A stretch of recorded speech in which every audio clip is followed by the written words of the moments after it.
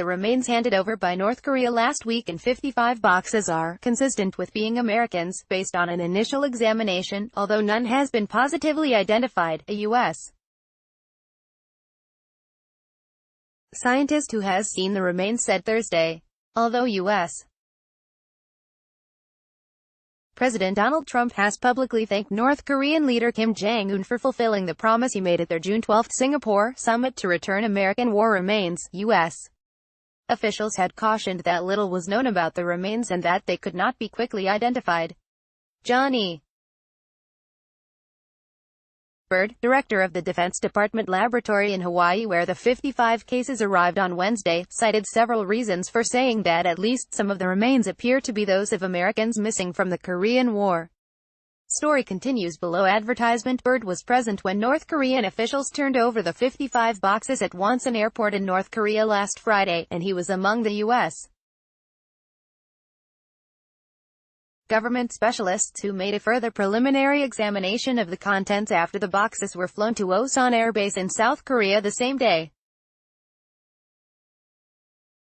A cursory examination at Wonsan confirmed that the remains were human, he said, and a closer look at Osan gave reason to believe they likely are Americans. What we saw were remains that were consistent with what we have found from the Korean War recoveries that we've done over the years, and we found remains that were consistent with being Americans, Byrd said, speaking by video teleconference from Hawaii. We have remains that look to have been in a state of preservation consistent with coming from the Korean War era, he said, and materials provided with the remains included U.S.-issued military equipment such as canteens and buttons. He said the remains are good candidates to be missing Americans from the Korean War, where thousands died on battlefields and in prisoner of war camps during the 1950-53 conflict and remain officially unaccounted for. Byrd said he would not venture a guess at how many individuals are represented by the bones contained in the 55 boxes. The U.S. and North Korean militaries conducted joint excavations of war remains in the north between 1996 and 2005, yielding more than 200 set of remains, not all of which have been positively identified. Separately, North Korea had handed over 208 boxes of remains between 1990 and 1994, some of which have yet to be identified. When the North Koreans turned over the 55 boxes to Byrd and other U.S. officials at Wonsan on July 27, they said the cases contained remains of an undetermined number of Americans, but the only identification item provided was a single military dog tag, Byrd said. Two members of that person's family have been notified, Kelly McKeague, the director of the Defense PAUME accounting agency, told reporters. Story continues below advertisement. McKeague declined to reveal the name on the dog tag. Byrd said the North Koreans at Wonsan provided what he described as a short bit, a little paragraph of information, with each of the 55 boxes. The most significant bit of information in each case was the name of the village where the remains were recovered, he said. One of the villages was Sinhungri, which he said is on the east side of the Chosun Reservoir where U.S. Army soldiers fought a fierce battle in the fall of 1950 after Chinese forces entered the war. North Korea had told American officials more than once in recent years that it had about 200 sets of U.S. war remains in storage.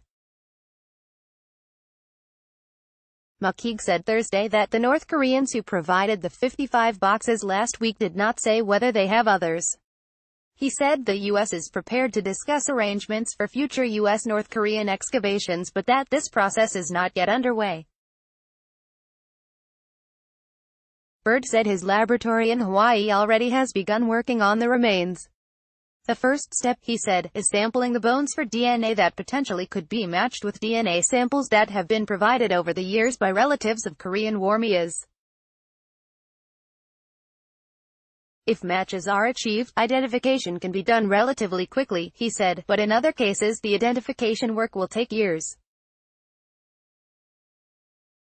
The forensics work in some cases is aided by records of chest X-rays that U.S. soldiers commonly were given upon entering the military, as well as dental records. In an illustration of how long it can take to identify Korean War remains, McKeague's agency announced Thursday that the remains of a soldier found more than a decade ago, Army SGT William A. Larkins, of Pittsburgh, are being returned to his family for burial.